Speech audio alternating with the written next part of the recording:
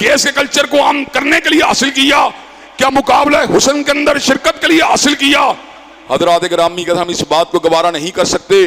हुकूमत वक्त को इस गंदी हरकत का एहतसाब भी करना पड़ेगा, जवाब भी देना होगा।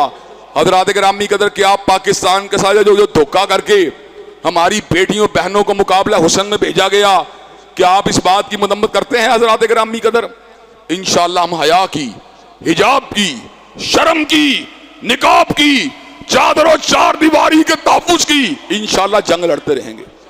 और इंशाअल्लाह इसके लिए मरना पड़ा, मरने के पर भी मादा तैयार हो जाएंगे। इसको जंगल नहीं बनने देंगे, इसको क्लब नहीं बनने देंगे, इसको लिबनान, बैरूत और उन इस्लामी ममालिक की तरह नहीं बनने देंगे जहां पर हिजाब और निकाब के जनाजे उड़ चुके हैं। इसको बंगाल और बांग्लादेश नहीं बनने देंगे। हजरात गिरामी कदर, नमाज जुमा के बाद मौलाना ज़िया उर रहमान का